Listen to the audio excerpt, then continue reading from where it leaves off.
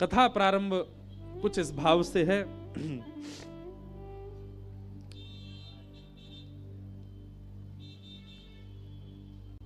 वृंदावन और हरिद्वार के बीच में एक स्थान पड़ता है जिसका नाम है देववन, जिसको आजकल देवबंद कहते हैं, पर वास्तव में वह स्थान को नाम देववन ही है।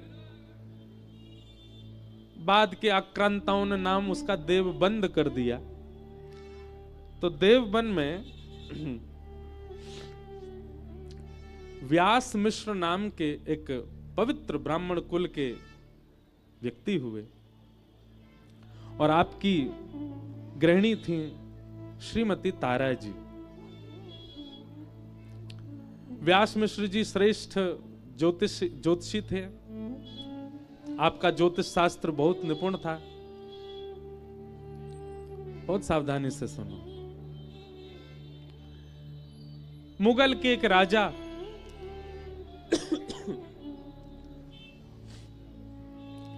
वे जौनपुर या किसी स्थान पर कहीं आक्रमण करने का भाव रखते थे पर विफल हो रहे थे। तब व्यास मिश्र जी ने जाकर के एक सही सटीक समय बता दिया और काल बता दिया, मुहूर्त बता दिया कि आप लोग इस काल में इस मुहूर्त पर अगर आक्रमण करेंगे तो विजयी हो जाएंगे।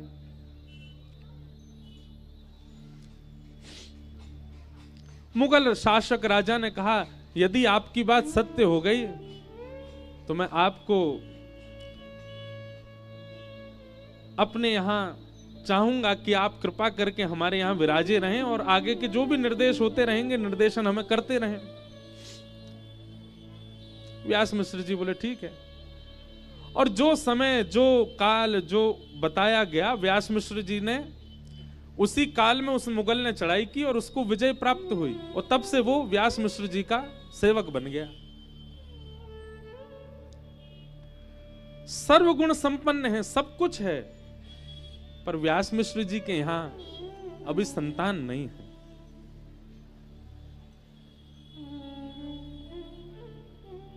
बंधुओं देखो, एक बात सुनिएगा, जीवन में अभाव सबके होता है।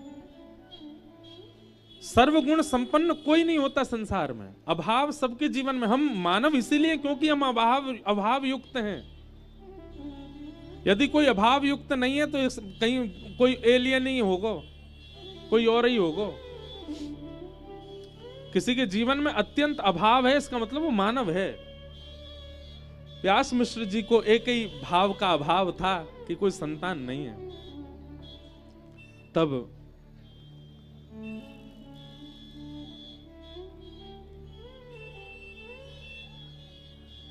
मन में भाव आता था कि एक संतान हो तो वंश आगे बढ़े। मन में भाव आया कि वंश आगे बढ़ना चाहिए। व्यास मिश्र जी के बड़े भैया थे श्री नरसिंह आश्रम जी, जो कि परम बीतराग थे, परम सन्यासी थे। आप एक बार देववन से ही निकल करके जा रहे थे, तब अनेक साधकों ने आपके चरणों में प्रणाम करके आपको कुछ दिन देववन में रुकने का भाव रखा। आप देववन में जब विराजे तो श्री व्यास मिश्र जी अपनी गृहिणी श्रीमती तारा जी के साथ में प्रणाम करने गए। बड़े भैया ही हैं, भले ही विरक्त भेष में हैं। प्रणाम करने के लिए जब गए तब नरसिंह आश्रम जी ने व्यास मिश्र जी के मुख को देख करके समझ लिया कि निश्चित ही कुछ चिंता है इनके चित्त में। और व्यास मिश्र जी से कहा, व्यास जी से कहा, आप इतने चिंतित क्यों लग रहे हैं? आपकी चिंता की रेखाएं दिख रही हैं माथे पर, कारण क्या है? संकोचवश बोले नहीं। बोले नहीं, बस नहीं बताओ क्या भाव है। बोले भैया सब कछु है जीवन में, पर एक संतान नहीं है। नरसिंह आश्रम जी बोले, ठाकुर जी ने जैसी व्यवस्था दी उसमें प्रसन्न रहना चाहिए। ठाकुर जी से कोई कामना नहीं करनी चाहिए। ठाकुर जी ने सर्वगुण संपन्न कर दिया, यदि एक जगह का अभाव दिया तो उसमें इतनी चिंता क्यों? किसी को संतान देकर के ठाकुर जी भजन से विमुख करते हैं और किसी को संतान ना देकर के ठाकुर जी भजन में लगाते हैं। आपको तो प्रसन्न होना चाहिए, दोनों युगल मिलकर के, दंपति मिलकर भजन करो ठाकुर जी का। व्यास मिश्र जी तो चुपचाप सुनते रहे, परंतु पास में बैठी हुई तारा मैया धीमे से संकोच में बोल पड़ी, क्षमा करना, यदि सब विधि का विधान ही है तो आप जैसे संतन को आशीर्वाद कब फलेगो? किसी के विधि में, किसी के विधान में, किसी के जीवन में यदि अपयश लिखा है और वो व्यक्ति यदि किसी आचार्य को प्रणाम करे तो आचार्य के प्रणाम से उसके जीवन का अपयश समाप्त नहीं होगा। किसी के जीवन में घनघोर दरिद्रता है, लेकिन यदि वो व्यक्ति आचार्यों को प्रणाम करे, गुरुजनों को प्रणाम करे, भक्तों को प्रणाम करे, क्या उसके जीवन की दरिद्रता नष्ट नहीं होगी? सब विधि का विधान ही है तो आप जैसे आचार्यों को प्रणाम करने का क्या फल मिलेगा? नरसिंह आश्रम जी स्तब्ध हो गए तारा मैया की बात सुन के, और थोड़ी देर एकांत में जाकर के ठाकुर जी से बोले ठाकुर जी, विधि पर प्रश्न नहीं उठा है, साधक पर प्रश्न नहीं उठा है, एक भक्त पर प्रश्न उठा है, एक वैष्णव पर प्रश्न उठा है, एक आपके जन के ऊपर प्रश्न उठा है कि क्या उसकी इतनी सामर्थ्य नहीं कि वो विधि के विधान को पलट सके।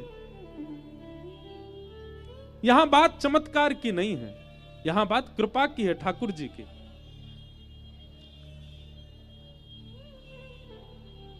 नरसिंह आश्रम जी नेत्र बंद करके ठाकुर जी से कहने लगे, जय जय, लाज जा रही है, आपके वैष्णव की लाज जा रही है, आपके भजवे वाले की लाज जा रही है, यहां तो लाज बचाओ। ठाकुर जी तुरंत हृदय में प्रकट हो गए और हृदय में प्रकट होकर के बोले चिंतित मत होइए, आपकी लाज हम बचाएंगे, जाकर के आज्ञा दे दीजिए। बोले क्या आज्ञा देनी है? सोई ठाकुर जी ने अपनी कमर में खोसी वही वंशी निकाली और वंशी निकाल करके केवल वंशी को दर्शन करायो। ये वही प्रतीक है जिसने द्वापर युग में ब्रज के प्रत्येक जन को मुंह से जोड़ो। ये वही वंशी है जाने एक एक ब्रजवासी को मेरो आश्रय प्रदान कियो। अब यह वंशी की पुनः आवश्यकता है कलिकाल में। आप जाकर के आपने, क्योंकि आप इतने बड़े साधक हैं और आपको वंश इतना पवित्र है, आप जाकर के अपने भैया को आदेश दे दो, हमारी अधर की वंशी ही उनके यहां पुत्र रूप में प्रकट होएगी, आज्ञा कर दो। नरसिंह आश्रम जी प्रसन्न मुद्रा में गए, नेत्र सजल हैं और जाकर के व्यास मिश्र जी को कहने लगे, बोले बधाई हो भैया। बोले काय बात की बधाई? बोले ठाकुर जी चिंतन में आए और चिंतन में आकर के आदेश देकर के गए हैं कि श्री ठाकुर जी की अधर की निज वंशी ही आपके यहां लाला के रूप में प्रकट होएगी। और याद रखियो, तुम्हारा वंश तो यहीं विराम हो गया था, आपका वंश आगे बढ़ने वाला नहीं था। श्री हरि ने कृपा करके वंश बढ़ायो है, इसलिए बालक को नाम हरिवंश ही रखियो। बोलो हित हरिवंश महाप्रभु की जय। बालक को नाम हरिवंश रखियो। आहा, कैसी कृपा करी ठाकुर जी ने। और अभी तक तो मन में ऐसी भावना थी कि एक पुत्र रत्न हो जो वंश बढ़ावे, परंतु अब आज्ञा से ऐसा भाव आने लगो कि ऐसा पुत्र हो जो या पूरे वंश को ही हरि को बना दे, ऐसा बालक उत्पन्न होए। आहा, इतने सुंदर भाव वर्णित हैं महाप्रभु जी के चरित्र में। तारा मैया के पावन गर्भ में महाप्रभु जी को आगमन भयो। बहुत सावधानी से सुनो। वर्णन करते हैं आचार्य चरण कि जैसे ही हरिवंश महाप्रभु गर्भ में पधारे हैं, तारा मैया की स्थिति कैसी है गई है? कोई भी कार्य कर रही हैं। भैया आज कथा कहनो तो सच में बड़ो चैलेंज वारो काम है, लेकिन आनंद भी उतना ही आ रहा है, भले ही कितनों भूचाल में चलो। यही भजन की असली परीक्षा है, यही कथा की असली परीक्षा है। शांत भाव में तो सब सुन लेंगे, सब सुना देंगे, पर ऐसी स्थिति में सुना के दिखाओ, और वो भी ऐसो प्रिय प्रसंग, ऐसो गंभीर प्रसंग, जाके लिए यूं कह रहे हैं सकृत को जाने एक ही समझ पाएगा, वहां में भी ऐसे भूचाल, देखो कौन समझे। जैसे ही तारा मैया के कुक्षी में, तारा मैया के गर्भ में श्री महाप्रभु जी को आगमन भयो है, मैया की स्थिति कैसी है? रसोई घर में काम कर रही हैं, चूल्हा पे रोटी बनाए के धर रही हैं, और रोटी बना के धरते ही नेत्रबंद है रहे हैं, वृंदावन वृंदावन वृंदावन स्मरण है रहे हो है। सुंदर निकुंजन की स्मृति है रही है, सुंदर लता पत्र गुलमन की स्थिति स्मरण है रहा है। कभी घर के कोई कार्य चौका बर्तन करें और बैठी बैठी अचानक ही भावावेश में चली जाएं और यमुना जी के पुलिन को दर्शन हेन लग जाए, कलकल करती श्री यमुना जी को दर्शन हेन लगाए, श्री राधा श्री राधा श्री राधा, वृंदावन के कण कण से श्री जी को नाम उत्पन्न है रोए, ऐसो आभास उनको हेन लगे। रात्रि में शयन करती हैं तो स्वप्न में भी निकुंज दिखते हैं, स्वप्न में भी वन दिखते हैं, स्वप्न में भी श्री यमुना जी दिख रही हैं, स्वप्न में भी श्री वृंदावन दिख रहे हो है। भैया एक बात बताऊं आपको, यदि वास्तव में आचार्य सन्निधि ग्रहण कर ली होगी तो ऐसी स्थिति होगी। आचार्य यदि हृदय में आ गए होंगे, गुरु कृपा करके चित्त में बुद्धि में विराजमान है गए होंगे, तो ऐसी ही स्थिति रह जाएगी जैसी तारा मैया की भैया। आहा, सहज ही वृंदावन को स्मरण है रहे हो है। मैंने कहीं वाणी जी में पढ़ो कि श्री व्यास मिश्र जी और तारा मैया, आपको जो वंश है वो पूर्व के हैं तो ब्रजवासी ही, पर कोई कारण से देववन में विराज रहे हैं। तारा मैया अभी तक वृंदावन नहीं आई है, पर मैया को अंतरंग भाव में ही, सहज भाव में ही, मनस्थ भाव में ही वृंदावन को दर्शन है रहा है। क्यों? क्योंकि महाप्रभु जी चित्त में विराज रहे हैं, गर्भ में विराज रहे हैं। रात में सोते सोते तारा मैया कभी उठ के बैठ जाएं, हे वृंदावन, श्री वृंदावन, प्यारो वृंदावन, मेरो वृंदावन, ऐसे नाम उच्चारण करने लगे। व्यास मिश्र जी उठ के बैठ जाएं और उठ करके कहें, अरे कहा भयो, ये कैसे वृंदावन को स्मरण? बोले मुझको वृंदावन ले चलो, मुझको एक बार वृंदावन देखना है। कैसे होगो श्री वृंदावन, कैसी होंगे निकुंज, कैसे होंगे गुल्म लता आदि, कैसे होगो श्री वृंदावन? मतलब केवल वृंदावन मन, वृंदावन तन, वृंदावन धन, ऐसी स्थिति बनने लगी तारा मैया की। क्यों? क्योंकि गर्भ में श्री हितरवंश महाप्रभु। एक दिन तारा मैया ने व्यास मिश्र जी से कह रही हैं, मुझको वृंदावन ले चलो। व्यास मिश्र जी कहें, बोले अभी आपकी अवस्था कैसी है? गर्भ में बालक है, अभी कैसे वृंदावन ले चलूं? मैया कहें, मोए ना पता, बस अब तो वृंदावन ले चलो, एक बार वृंदावन दर्शन करा लाओ। बालक को जन्म है जाएगो, वाके लालन पालन देखभाल में फिर कितने दिना निकल जाएंगे, फिर नहीं जा पाएंगे, अभी मैं संभाल लूंगी स्वयं को, आप मुझको वृंदावन ले चलो। क्योंकि व्यास मिश्र जी एक बादशाह के निर्देशक बने हैं, इसलिए आपने जाकर के बादशाह से कही कि आप कुछ दिन को अवकाश दो, हम अपनी गृहिणी को लेकर के वृंदावन जाएंगे।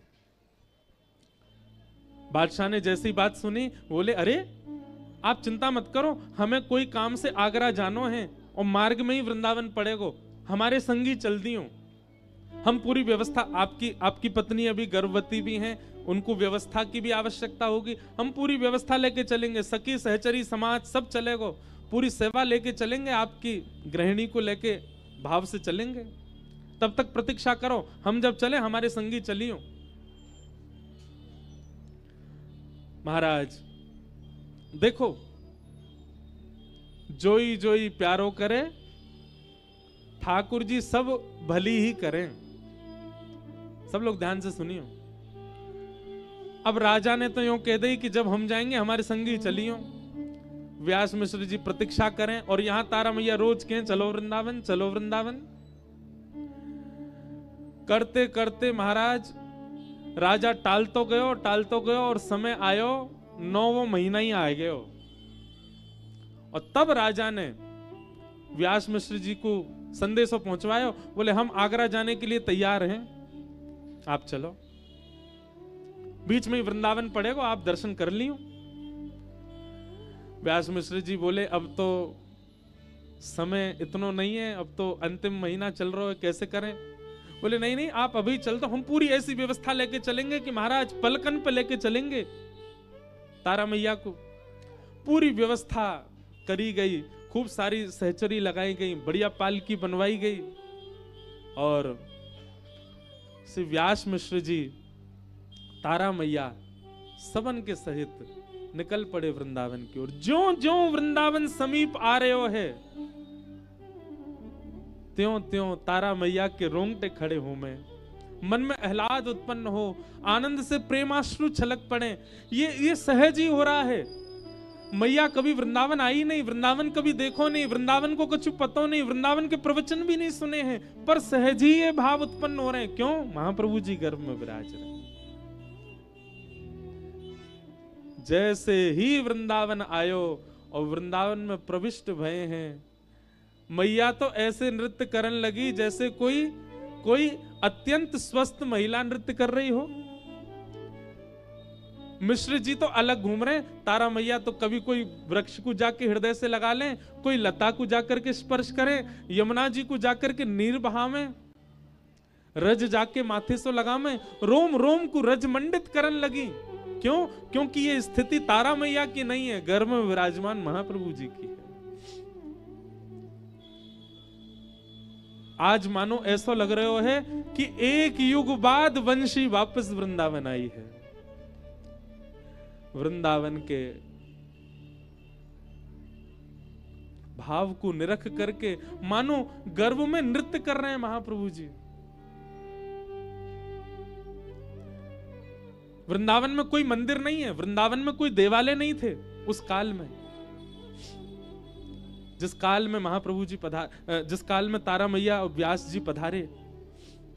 ये तो सघन वन था, यहां तो बड़े बड़े नरवाहन जैसे क्रूर लोग विराजते थे, परंतु फिर भी वृंदावन का दर्शन करते रहे। सायंकालीन सत्र हुआ, तारा मैया से व्यास जी बोले चलें, अब आगे चलना है। वृंदावन से जैसे ही जावे को भाव आयो, मानो जैसे नेत्र नहीं रो रहे हैं, रोम रोम रुदन कर रहे हो है। कैसे जाएं वृंदावन तज। जैसे कोई कन्या की विदाई होवे तो ज्यों ज्यों पीहर दूर जावे, त्यों त्यों कन्या और विरह आतुर है जाए। ज्यों ज्यों वृंदावन से दूरी बढ़ रही है, त्यों त्यों तारा मैया के चित्त में विरह व्यापक है रो है। और वह विरह की वेदना इतनी भई, विरह की वेदना प्रसव वेदना में परिवर्तित है गई। और जैसी प्रसव वेदना भई, मैया अपने गर्भ को हाथ रख के व्यास जी से बोली अब नहीं सहन है रहे हो है, बहुत पीड़ा है रही है, अब तो रुकना ही पड़ेगा। व्यास मिश्र जी ने तुरंत बादशाह से कही कि आप एक काम करो, अब आप तो अपनी सेना सहित आगे प्रस्थान करो, ये पास में ही गांव है, हम लोग यहीं रुक जा रहे हैं, ये ब्रजमंडल ही है। अब आगे कहीं गए और वहां वन में कोई व्यवस्था नहीं मिली और प्रसव है गए तो हम तो यहीं रुक जा रहे हैं, आप आगे चलें, यहाँ गांव के सब जन हैं, सब सेवा कर देंगे। वृंदावन की सीमा के अंदर ही, यहां से नेक दूरी पर ही, जहां तक वृंदावन की सीमा व्यवस्थित है, बाद गांव। संभवतः वही उसी गांव में ही रुक गए। और वही गांव के लोग तो बड़े प्रसन्न है गए, बोले जय हो, आज कोई विप्रदेव पधारे, इनकी सेवा को अवसर मिला। गांव के लोग सब उनको लेकर के गए, खूब सेवा करी, खूब भाव कियो। ब्रज से बाहर जान नहीं दिए। व्यास मिश्र और तारा मैया। और घड़ी आई वैशाख शुक्ल एकादशी। वैशाख को महीना, शुक्ल पक्ष और श्री एकादशी को पावन दिन। जैसे सूर्य उदय होता है तो प्रकाश बढ़ता जाता है। सूर्य उदय के जो सूर्य होते हैं ना, चाहे ग्रीष्म काल में हो चाहे शीतकाल में हो, प्रिय ही लगते हैं। वो उग्र नहीं होते, वो तीव्र नहीं होते, वो अत्यंत मनमोहक होते हैं। इसीलिए हमारी श्यामा जू भी उदयकालीन समय में ही प्रकट भई। वैसे ही वैशाख शुक्ल एकादशी के दिन ब्रजमंडल में स्थित बाद ग्राम में श्री तारा मैया के कुक्षिशों और व्यास मिश्र जी के घर में वृंदावन प्रकट करता श्री राधा वल्लभ लाल जी को, जिन्होंने वृंदावन में विराजमान करके श्री वृंदावन के रूप को, भाव को प्रकट कियो, ऐसे महाप्रभु श्री हितहरिवंश महाप्रभु जी को प्रकट भयो है। बधाई हो, बधाई हो, बधाई हो। आहा, बाद गांव में तो आनंद मचो, लेकिन आवाज पूरे वृंदावन तक, नंदगाम तक, बरसाने तक, जहां जहां तक स्वर लहरी जान लगी, सब नाचन लगे, सब गान लगे। क्यों? आचार्य प्रवर को जन्म भयो है।